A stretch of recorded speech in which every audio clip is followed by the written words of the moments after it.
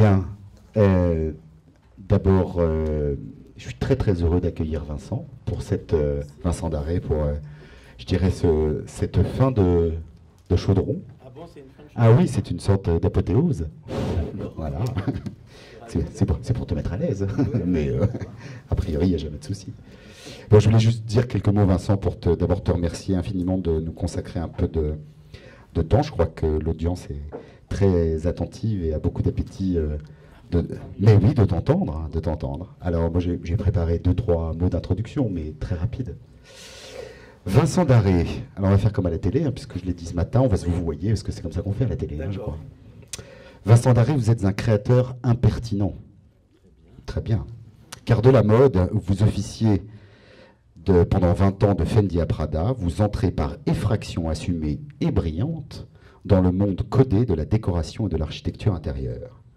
On vous connaît pour votre stature de dandy, votre goût référencé et irrévérencieux, qui de l'Ursa, j'ai vu qu'il y avait du Lursa chez toi, à Max Ernst, donc votre goût façonne un univers, celle de la maison d'arrêt que vous avez ouverte en... Alors j'ai un doute, c'est 2007 ou 2016 2017 ou 2016, la maison d'arrêt? On va dire 2017. On est en 2018. En 2018, il y a deux ans. 2006. Oui. 2006? Non, c'est pas ça. Ça fait... non. Ça va dire... Ça fait qui est ouvert, voilà, il y a peu de 12 temps. ans. Voilà, il y a peu de temps. 2 ans. Donc je verse dans la facilité, pardon. Hein. Donc d'arrêt, barré, sacré. Les codes du vivant et de l'au-delà s'entrechoquent de votre travail, de la rue de Grenelle aux lieux new-yorkais les plus en vue. En 2017, vous présidez le Festival d'architecture intérieure de la Villa Noailles, certainement parce que vous pourriez être l'enfant fou de Charles et Marie-Laure, de Noailles, bien sûr, mais aussi pour enrichir et décaler la vision d'une profession. Alors, merci cher Vincent de nous permettre d'entrer dans votre sacré du quotidien, puisque c'est le thème de cette conférence, et qui est le thème conclusif de notre sacré chaudron. Merci beaucoup. Bon, bah, Hein, c'est un peu, oui, un peu officiel. Hein. très très joli. Bonjour à vous tous. J'aime beaucoup votre école et j'ai les 2 personnes qui me sont les plus proches qui sont là et qui sont mes 2 anges gardiens qui sortent de votre école. Donc je suis très très très honoré d'être là. En plus, je suis né dans le 14e arrondissement, juste à côté, si bien que ça me fait encore une petite nostalgie parce que je suis un grand nostalgique. Donc voilà. Alors, le sacré, j'ai mis cette image parce que j'étais ce week-end chez un ami écrivain, Simon Liberati, qui est quelqu'un de un écrivain très romantique et je voulais savoir sa vision du sacré avant de me retrouver devant vous. Elle a été très vague hein, et ça m'a pas aidé, mais en même temps, ça m'a aidé parce qu'il a dit 3 mots qui ont déclenché quelque chose. En fait, je crois que, je ne sais pas votre manière de travailler, mais ici, je crois que je vais parler comme quelqu'un qui parle que de soi, donc je vais commencer par parler de mon travail. Je crois qu'on est marqués tous par son enfance ou par quelque chose qui vous vient de ses souvenirs. Et je suis né dans une famille de gauche, d'athées. Donc le sacré pour moi était une église ou un rite très mystérieux. Parce qu'évidemment, comme chez tous les communistes, les églises sont vraiment des lieux de perdition. Et j'y allais en cachette et j'étais très, très, très bluffé par les proportions et par le grandiose. Et en même temps, j'étais un peu déjà dès le départ dans une famille de 68 arts, donc je volais. Et je volais beaucoup de choses dans les églises parce que je trouvais que les objets portaient quelque chose d'assez baroque et incroyable, des choses qu'il n'y avait pas chez moi. Et je les ramenais chez moi et je construisais des décors. Et aussi, je passais mon temps dans les cimetières parce que, je ne sais pas, j'avais un rapport avec c'est la mort et aussi la décadence et peut-être des choses qui sont liées à plus la danse macabre ou un univers à la Tim Burton. En tout cas, je me retrouvais dans ces lieux comme je trouvais qu'ils avaient quelque chose de sacré. Je ne sais pas Le sacré, c'est un domaine du gigantesque, c'est quelque chose qui est... Moi, j'aime bien cette idée de la religion parce que, étant athée, je vous l'expliquerai plus tard, j'avais une vision très poétique et pas du tout, en fait, j'ai remarqué après tous mes amis qui ont une éducation religieuse n'ont pas du tout la même fascination que moi sur la religion. Moi, j'y vois une allégorie magique. Je pense plus à un côté païen et maléfique que quelque chose de chrétien. Je suis voilà, un catholique d'adoption, ce qui me rend un peu plus bizarre que les autres. Après, qu'est-ce que j'ai dit? Alors, après, j'ai eu la chance d'avoir des parents qui m'ont fait voyager, surtout ma mère. Et je suis parti avec elle en Italie. Et là, j'ai eu une autre vision de l'Église, beaucoup plus extraordinaire et plus de contes de fées. C'était en Italie, avec le baroque italien. Là, ça m'a ouvert des portes gigantesques, pas seulement dans les églises, dans les palais. Et j'ai découvert, en fait, que la religion avait quelque chose de tellement surréaliste, parce qu'on peut retrouver dans tous les tableaux de la religion des yeux, des signes qui sont... Je me rappelle de cette exposition qui avait eu lieu au Louvre, qui était sur Yann Fabre, dans une certaine partie du musée du Louvre. Et j'avais adoré parce que ça donnait une autre vision de tout l'art flamand. Et on y voyait vraiment des signes surréalistes, or que normalement, les gens qui voient ce genre de tableau, ils voient des tableaux religieux, mais ne pensent pas à ça. Je pense que même Buñuel, de toute façon, a dû être très inspiré par la religion pour en arriver à tel excès. Et je pense que c'est ça que j'aime, c'est l'excès du baroque. Et en plus, après, j'y ai trouvé des formes qu'on ne trouve pas en France, parce qu'en France, moi, le gothique, je déteste, parce que ça me fait peur. J'aime bien l'idée des gargouilles, mais j'aime pas leur forme. Je préfère les grotesques, je trouve qu'ils sont plus drôles et j'aime les choses drôles. J'aime pas les choses tristes. Alors, ça se voit dans mon travail. Mais en même temps, j'aime bien le macabre. Donc, j'ai découvert aussi ça. J'ai découvert que l'Italie, dans son baroque, est porteur aussi d'un certain art macabre qui je trouvais très intéressant. Sur celle-ci, ça c'est en plus une chose que j'ai découverte il n'y a pas longtemps. C'est une église qui est à Via Veneto, qui c'était cette grande rue qui se trouve à Rome et qui est un petit peu les Champs-Élysées. Je ne sais pas si vous avez vu la Dolce Vita, c'est là où se passe toute la Dolce Vita. Et il y a cette église qui est en fait un espèce de monastère de prêtres fous qui ont mis que des ossements et qui ont fait carrément des fresques et tout ça avec des os. Je trouve que au début de mon travail, je suis vraiment parti dans cette idée d'une chapelle païenne parce que c'est ça qui me plaît. C'est peut-être quelque chose de punk parce que je crois qu'aussi, comme j'ai dit, on a été marqué par notre jeunesse. D'ailleurs, il y en a qui sont dans la salle qui l'ont connu. Et c'est moi, c'était punk. J'ai commencé à vivre en 77. J'avais déjà commencé à vivre, mais la chose qui m'a frappé, déjà venant d'une famille de gauche, j'avais un côté révolutionnaire, mais le punk a encore poussé ça. Je sais que j'ai l'air d'un dandy ou de quelqu'un comme ça, d'assez bourgeois, mais en fait, je ne le suis pas. Je dis ce que je pense et je fais ce qui me plaît. Et je ne fais pas de concessions, ce qui est plus difficile peut-être pour mon travail, mais en même temps, ça me permet de rêver. Je crois que le rêve est la chose la plus importante dans le travail, peut-être pas pour les autres, mais en tout cas dans le mien, oui. Et je crois que ce qui est le plus important dans la vie de n'importe quel artiste, je ne sais pas si on peut nous appeler des artistes, mais de toute façon, je crois que l'art maintenant, c'est devenu un peu tout et un peu rien peut-être, mais c'est ça, c'est de se dire, bon, moi j'ai envie de faire ça, j'ai envie de rêver. J'ai rencontré des artistes qui étaient toute cette bande d'anglais à l'époque, les Tracy Moffat, les Chapman, les Damien Hirst. J'ai eu la chance de les rencontrer à leur début et ils avaient cette chose, cette force en eux qui fait que rien ne peut arrêter ces artistes. Et j'ai trouvé que c'était incroyable parce qu'à l'époque, j'étais encore dans la mode, mais j'avais déjà en tête cette idée de monter cette maison d'arrêt, l'idée de mélanger. À l'époque, c'était ça, c'était mélanger la mode et l'art décoratif. Et eux, ils me regardaient et puis s'énervaient. Ils disaient, mais Vincent, where are you down? Enfin, je parle très bien anglais. Et ils m'ont dit que vraiment, il fallait que j'aille dans mon esprit et dans ce que j'avais en tête. J'étais à l'époque, je travaillais avec Karl Lagerfeld. Et j'étais bien loti, bien payé, donc je n'avais pas en tête de faire ça, mais en même temps, je l'avais derrière la tête, et je l'ai fait d'ailleurs plus tard. Mais ça prouve que ces gens ont une force, et c'est ça que j'aime dans les artistes, c'est cette chose très violente qui fait qu'on arrive à faire ce qu'on veut dans la vie, et je crois que c'est ça que vous devez faire.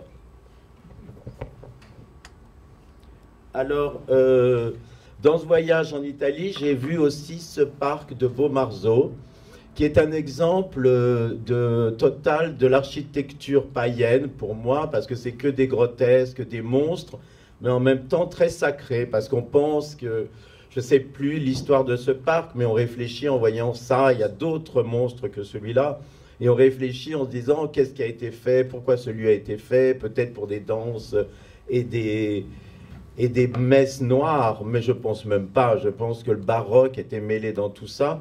Et c'est des lieux que je trouve marquants et qui sont sacrés pour moi. Parce que peut-être aussi, ce qui est sacré, c'est ce auquel on donne une importance dans la vie. Et peut-être chacun doit se créer sa propre religion ou son propre sacre, comme le sacre du printemps, tiens. Et puis, voilà. Qu'est-ce que je vais faire d'autre?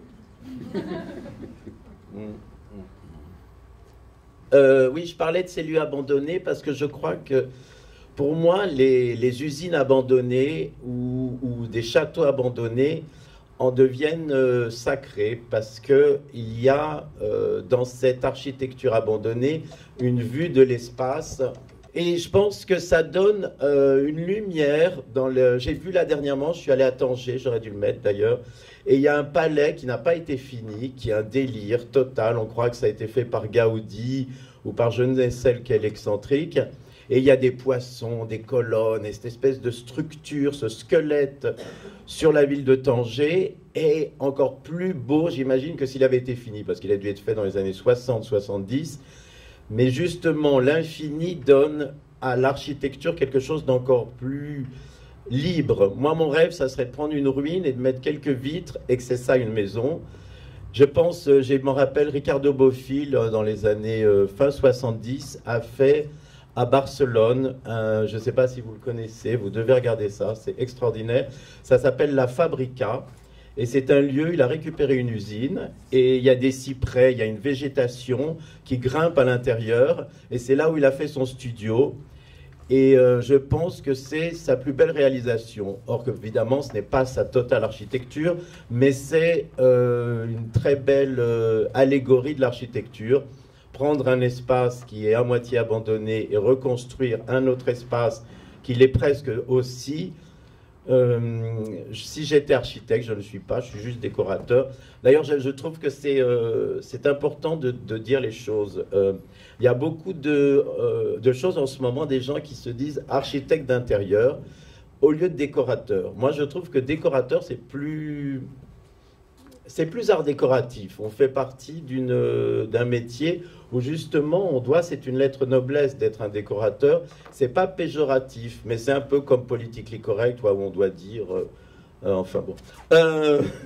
Après, oui.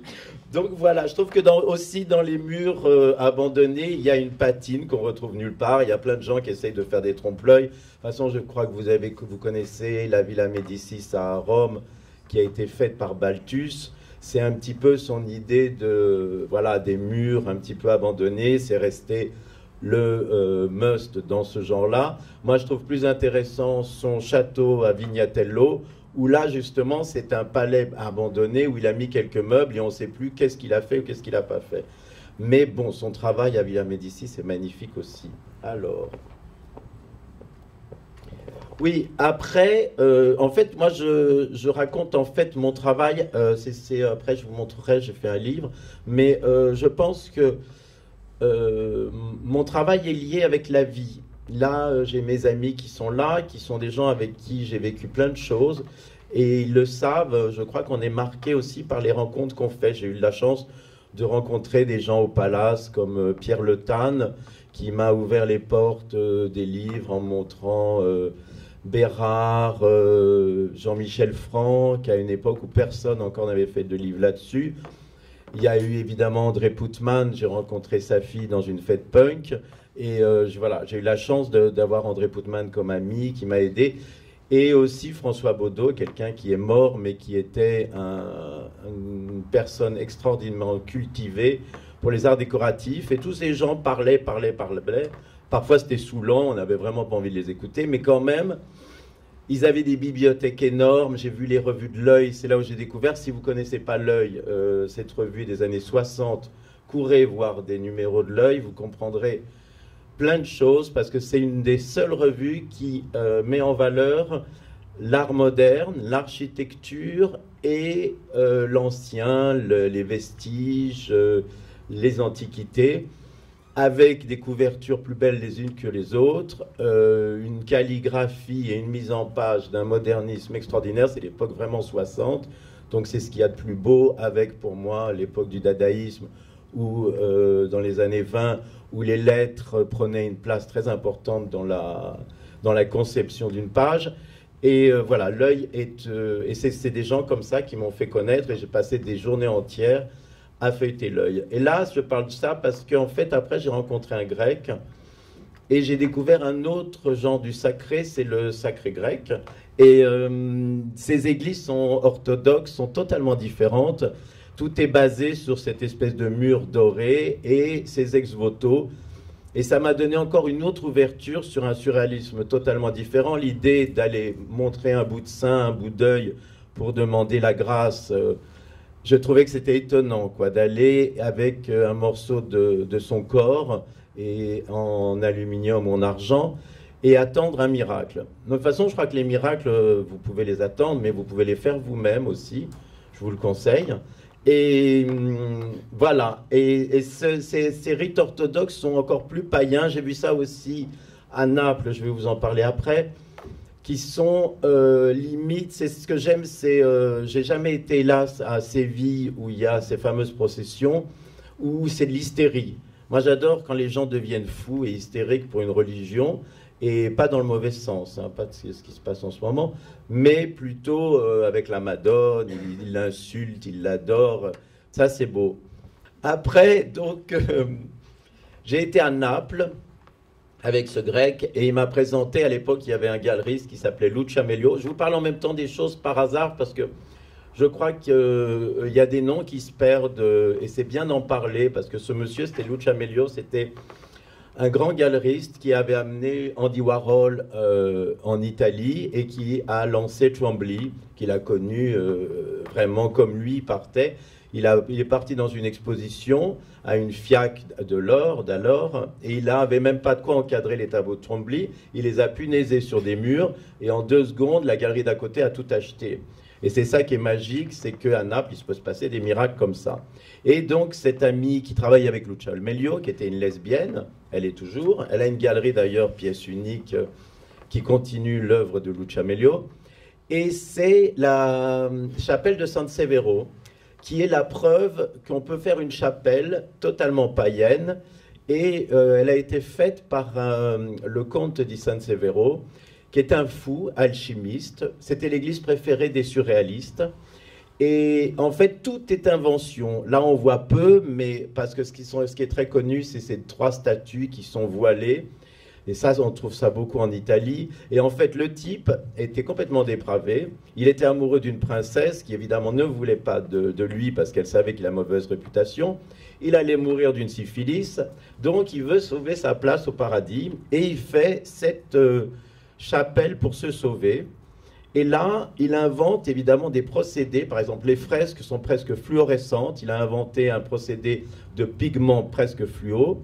La pierre, le marbre est gravé, mais en fait, c'est pas gravé, c'est un acide qu'il a inventé qui grave. Et en bas, il y a la surprise du siècle, ces 2 corps. Il avait inventé en fait un système qu'il injectait dans des macabées, et les veines, et il ne restait, les os avaient fondu, il ne restait que les veines qui sont bleu clin, là hélas sur la photo on ne le voit pas bien, mais c'est bleu clin et rouge sang, et c'est là où c'est presque Frankenstein, quoi. On arrive à... ce que j'aime aussi, c'est le cinéma expressionniste allemand.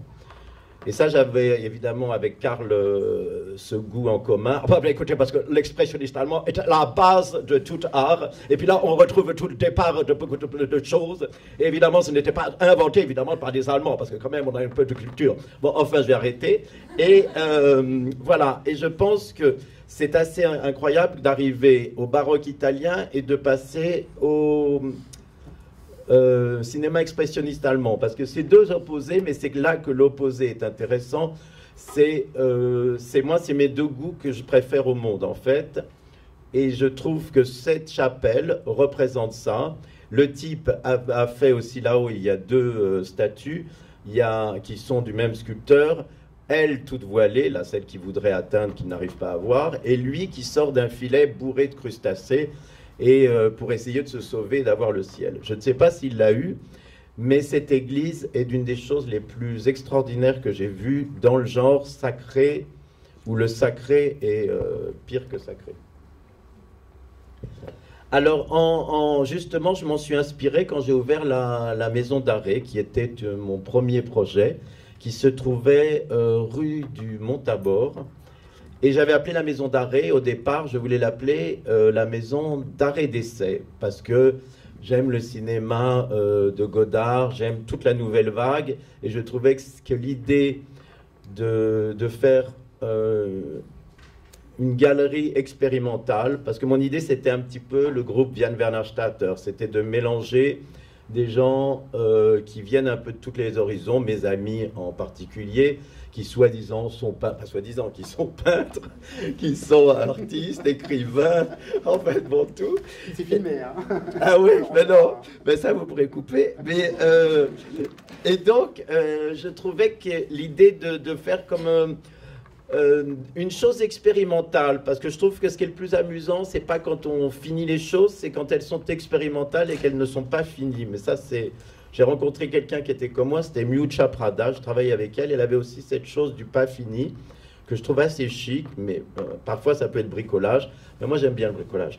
Et j'ai en commun avec ça, avec Jean Cocteau, évidemment, moi je suis évidemment un fanatique de Jean Cocteau, et lui aussi il aimait bricoler. Je pense que c'est assez agréable, parce que vous pouvez réaliser des choses qui sont presque impossible, mais en ayant un petit peu d'imagination, vous pouvez vous les accaparer et les refabriquer à votre manière, qui peut-être donnera quelque chose de plus intéressant que si vous avez beaucoup d'argent. D'ailleurs, je pense que le cinéma, si parfois on avait moins d'argent, on réfléchirait, on ferait peut-être des choses qui soient plus inventives. Parce que justement, Orson Welles faisait des trous pour mettre sa caméra. Enfin, je crois qu'il y a plein de trucs à inventer. Enfin, oui. Donc, j'ai fait ce projet. Et puis, petit à petit, je venais de la mode. Après 20 ans de mode, j'avais un peu tout fait. J'avais fait beaucoup de choses. Et j'étais devenu peut-être presque trop cynique. Parce que je crois qu'après 20 ans, je crois que surtout la mode, c'est un métier où il faut le faire quand on a encore une certaine naïveté. Et je crois que même pour tout, il faut avoir encore une certaine naïveté. Et sur la mode, je savais, j'avais travaillé pour les plus grosses marques. Et comme quand on fait beaucoup de choses et qu'on change beaucoup de marques, on essaye à chaque fois de s'identifier à la marque, de sortir ce qu'il y a de mieux. Puis à la fin, on sort ce qu'il y a de mieux pour eux, mais peut-être pas ce qu'il y a de mieux pour nous. Et donc, chaque fois que je dessinais des vêtements, préparant le projet, je me disais, oh mais ça a été fait, ça ressemble à ça, ça me saoulait. En revanche, quand je dessinais des meubles et de la décoration, je le faisais avec beaucoup de facilité et je délirais, je me permettais de délirer parce que justement, c'était nouveau pour moi. C'était pas, le monde de la décoration n'était pas nouveau parce que je connaissais pas mal de choses et au départ, je voulais être décorateur de théâtre et de cinéma et costumier, mais j'ai rencontré plein d'amis au Palace et j'ai fait plein de robes en 2 secondes avec des alpagues à nourrice et donc on m'a dit, mais non, tu dois faire de la mode. Eh bien, en tout cas, je l'ai fait. Et je m'en suis sorti, heureusement. Et voilà. Et quand j'ai fait ce projet, je me suis dit, mais pourquoi continuer à faire de la mode? C'est pas parce qu'on Aussi, je pense qu'il y a une chose très dangereuse en ce moment, je ne sais pas si ça va vous arriver, mais ça, je crois que ça va vous arriver parce qu'en ce moment, la décoration et l'architecture deviennent un métier très à la mode. Et ce qui est arrivé dans la mode peut arriver aussi dans votre métier. Ça veut dire que vous êtes dans des mains du pouvoir. Et là, ça devient très dangereux parce que ça va être très difficile de garder votre personnalité et votre point de vue quand vous avez en face de vous des gros groupes. Et c'est très très difficile. Je pense que la mode maintenant est devenue une énorme industrie et que ça va être très très difficile pour la nouvelle génération qui, je crois, doivent inventer quelque chose parce que je pense que les défilés sont démodés. C'est une manière de présenter qu'on connaît déjà depuis trop longtemps et que tout le système est démodé. Mais évidemment, on s'en sert jusqu'à que, évidemment, ça bascule. En tout cas, je crois que dans la décoration et dans l'architecture, on n'est pas encore dans ce genre de principe. Et heureusement pour vous, parce que ça va vous laisser une totale liberté. Et bah, pourquoi je raconte tout ça? Ah oui, donc voilà, j'ai fait le tour des lieux qui m'inspireraient pour faire cette maison d'arrêt, qui était une galerie tout en longueur. Et je suis allé dans tous les lieux un peu qui m'attiraient dans Paris, dont cet endroit incroyable qui, vous devriez y aller si vous ne le connaissez pas, parce que d'après moi, dans quelques années, ils vont mettre des globes en plastique autour des squelettes. Et c'est, je crois que ça s'appelle la cité de... Bravo, oui, mais la galerie de l'évolution, c'est aussi celle qui est avec tous les trucs modernes. Voilà, bah celle-ci, c'est tout en bas du jardin. Et ça, c'est magnifique. Il y a aussi un autre endroit comme ça qui se trouve dans la faculté, l'école de médecine, au deuxième étage. Il y a une espèce d'enfilade un peu Eiffel, comme ça, qui est très belle, avec des écorchés. Il y en a un autre à côté que je ne vous conseille pas, avec tous les bocaux et les jumeaux accrochés. Et puis, il y a plusieurs lieux comme ça, qui sont païens et maléfiques. Et il y a du sacré dans ces lieux aussi. Et moi, je voulais faire, en fait, après, j'ai été écouté en cherchant comme ça, je venais de voir les travaux qui avançaient. Je crois que c'est important aussi de voir les travaux qui avancent, pas de se détacher, mais de rester attaché et de voir l'évolution des travaux parce qu'ils viennent parfois certaines idées qui ne sont pas forcément celles que vous avez au départ. Et j'ai vu, et j'ai été voir plutôt écouter une conférence de Bernard-Henri Lévy, qui est juif, dans une église désaffectée, à côté de la gare de l'Est, je crois. Et j'ai adoré l'idée qu'un juif soit dans une église désaffectée et que cette église est restée encore, que ce soit tout abandonné, enfin tout ce que j'aime. Et j'ai réfléchi à ça pendant toute la conférence. J'ai écouté d'une oreille distraite, mais c'est pas grave. De toute façon, quand on écoute aussi avec les yeux. Et je me suis dit, ben voilà, en fait, je voudrais que cette maison d'arrêt soit une chapelle païenne et qu'elle ressemble à la chapelle que j'avais vue à Naples, la chapelle de San Severo. C'est pour ça que j'ai fait une rampe en métal qui descendait soi-disant vers la crypte, où on aurait pu voir les deux écorchés en veines bleues et rouges, mais en fait, elle n'avait pas ça. Et c'était un petit peu mon idée de départ. Et puis j'ai rajouté des projecteurs que j'ai trouvés au puce de laboratoire, parce que je voulais qu'il y avait justement le côté Frankenstein et un petit peu le docteur Caligari. Voilà. Alors, qu'est-ce que je vous raconte après ? Oui, bah ça, c'est la maison d'arrêt. Voilà, c'était ça. C'était en longueur comme ça. Et j'avais repris des voûtes, je ne sais pas si on les voit, qui étaient tout le long. J'avais refait des voûtes pour faire croire vraiment que c'était une ancienne chapelle. Ça, c'est une autre inspiration, en fait, que j'aime dans les églises. Ça, c'est des travaux de marqueterie. Et c'est là où on se rend compte que dans la religion, il y a aussi une recherche d'alchimie. Tout est très lié, en fait, je pense, parce qu'au XVIIe siècle, on a commencé à faire toutes ces recherches qui sont incroyables. Et j'aime beaucoup toutes ces formes et toutes ces... Je ne me rappelle plus comment ça s'appelle, toutes ces petites étoiles-là. Enfin, des formes géométriques qui sont le départ de la recherche scientifique. Et dans les églises, on retrouve à Venise des symboles comme ça, et je trouve ça très très beau. Et je m'en suis inspiré, voilà, pour des marqueteries que j'ai fait avec Lison de Caunes, qui est cette femme qui fait des marqueteries de paille. Son grand-père faisait le même métier, c'était Groult, il était la famille de Groult, et aussi il travaillait pour Jean-Michel Franck.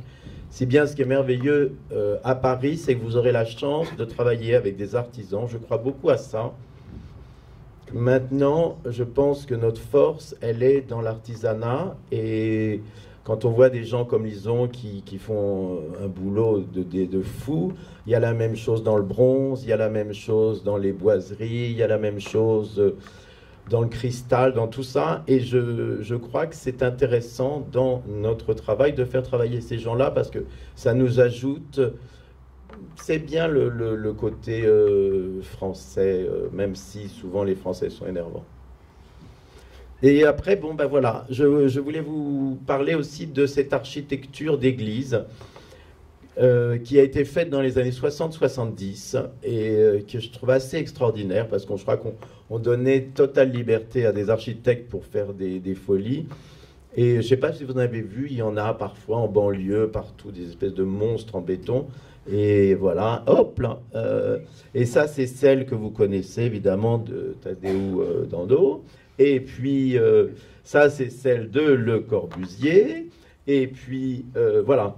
Ça, c'est là où mon travail, en fait, je me rends compte que j'ai travaillé dans la mode et que aussi j'ai eu la chance d'avoir un frère cinéphile et d'être allé dans toutes les salles de cinéma très très très jeune. Et j'en ai gardé un souvenir. Et puis après, je crois que les gens de la mode adorent le cinéma.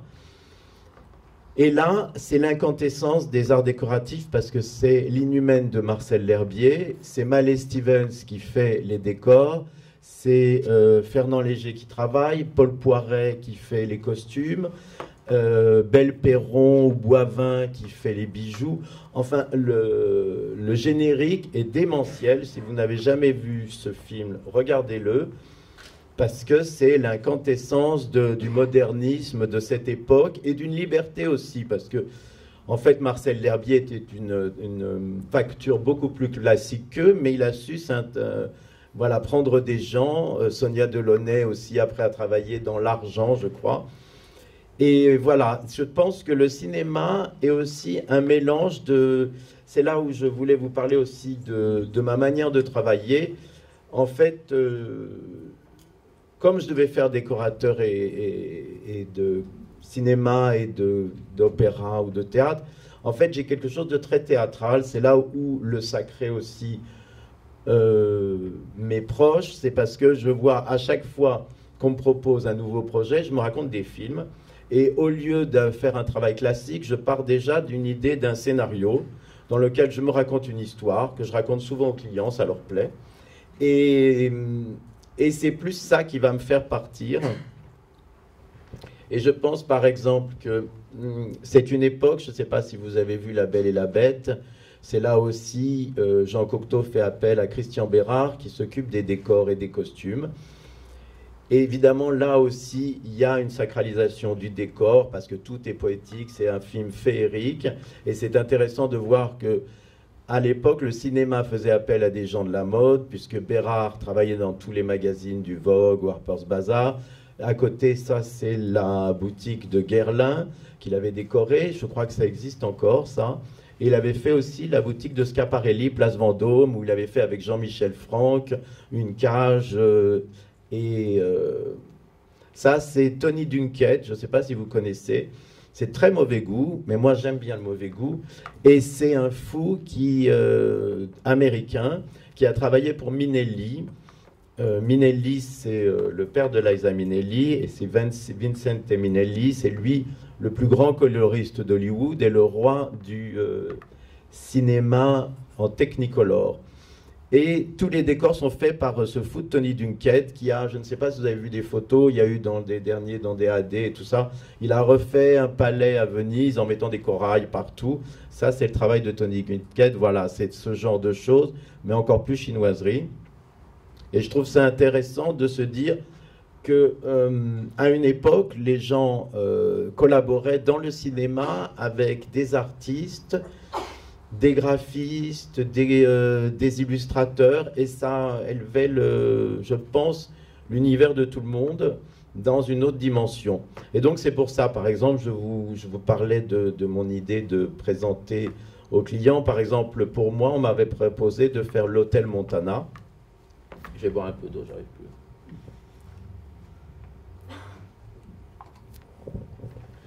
l'hôtel Montana qui se trouve rue des Saints-Pères. Et non, non, c'est pas rue des Saints-Pères.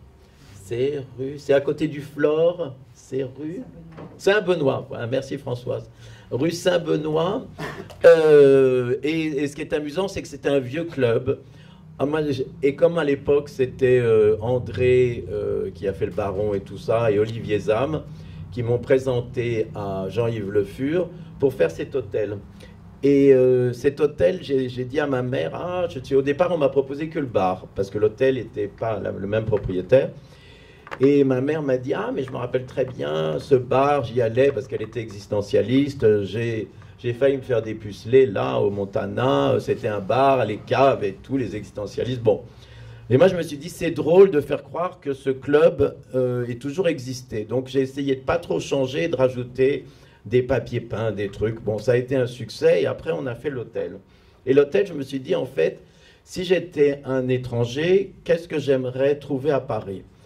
Je pense que souvent, quand on voyage, on a envie de trouver l'identité d'un pays. Ce qui s'est perdu, je crois, dernièrement, parce qu'il y a une espèce de globalisation de l'architecture des hôtels qui font que quand on arrive dans un hôtel, on ne sait plus si on est à Londres, à Hong Kong et tout ça. Et moi, je suis contraire un peu. J'aime bien car ça ressemble à la ville. Donc je me suis dit, tiens, si j'étais un Américain, j'arrive à Paris. Donc j'ai fait Un Américain à Paris, une comédie musicale de Minelli, justement, que j'adore. Parce qu'à la fin, il y a un ballet dément sur la place de la Concorde en Technicolor. Et je me suis dit, je vais faire dans chaque suite un appartement d'excentrique parisien, comme si les touristes avaient la clé d'un appartement. Alors donc il y en a un qui était hommage à Bérard, un peu les années 40, un qui était un hommage à Cocteau, comme si on avait les clés. Parce que tous ces gens aussi, ce qui est amusant, c'est qu'ils habitaient dans les hôtels. Ce qu'on oublie totalement maintenant, c'est que beaucoup d'artistes vivaient dans les hôtels, peignaient sur les murs et faisaient ce qu'ils voulaient. Et c'est un petit peu ça. Ça, c'est la suite... comment Le bœuf sur le toit, un petit peu en hommage. J'adorais la coupole, j'y allais quand j'étais petit. Et j'adorais l'idée qu'il y avait carrément sur les colonnes des fresques de grands artistes. Donc j'ai refait avec un artisan français, des marouflés. Et à la fin, ça se finissait tout en haut. Il y avait une suite en aluminium, comme si c'était la suite de Serge Gainsbourg, un peu James Bond.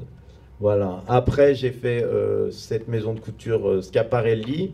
Donc je suis parti de ce film qui s'appelle Woman, où Schiaparelli avait fait un défilé. Tout le film est en noir et blanc, c'est un film incroyable. Et le défilé est en technicolor et il y a tous les vêtements surréalistes. Et je me suis dit, voilà, j'aime beaucoup l'idée qu'un étranger arrive et découvre Paris. En fait, ce que j'aime bien, je ne sais pas si ça vous arrive souvent, quand on a des amis qui arrivent, on leur fait visiter Paris, c'est comme si on le découvrait. On dit, oh là là, vous allez voir ça, et puis on arrive, et puis c'est encore plus beau que ce qu'on imaginait. On est tout excité de voir le regard des autres dessus. Et moi, j'essaye toujours de garder cet œil-là, en fait, de me dire, est-ce que je serais émerveillé si j'arrivais dans un endroit? Et donc, j'ai fait l'endroit de Schiaparelli. En plus, j'ai eu la chance de connaître la mère de Marisa Berenson, qui s'appelait Gogo Cacciapotti, qui était une marquise complètement folle. Et elle recevait dans sa maison, avenue Foch, et elle avait tous les meubles de la Schiaparelli, faits par Bérard. Il y avait des Dali, il y avait Bérard, il y avait des choses incroyables de Jean-Michel Franck. Et j'ai vu comment c'était. Et elle mettait du rose shocking avec du bleu ciel, du vert pistache, il y avait des tapisseries de Boucher. Et j'ai essayé de refaire ça à Place Vendôme. Et voilà. Et puis, ça, c'est la vente du Ritz que j'ai fait dernièrement. Et là, je me suis dit, en arrivant, c'était très difficile parce que c'était, en fait, le Ritz, d'habitude, les salles de vente vendent le mobilier dans les hôtels. Et là, ils étaient un peu paniqués, ils m'ont appelé à la rescousse. Et ils m'ont dit, voilà, comme on n'a pas le Ritz, parce que déjà tous les meubles sont dans des hangars depuis des années, on ne sait pas comment le mettre en scène. Donc moi j'ai dit, on va transformer la façade d'Arcurial en hôtel Ritz. Et puis à l'intérieur, je vais faire des suites, je vais peindre, et j'ai fait du papier peint et tout ça. Et j'ai pensé à Funny Face parce que dans le début, ils arrivent et ils chantent et on voit le Ritz comme il était dans les années 50. Voilà. Après, je vous ai amené pour la bibliothèque mon livre. Là, c'est le premier truc que je viens d'avoir aujourd'hui. Et ça sera un livre qui est atypique. Et j'en parle parce que voilà, c'est une explication de mon travail. Parce que je crois, comme quand il m'a présenté. C'est vrai que je ne suis pas un décorateur très classique, et non plus ma manière de travailler ne l'est pas.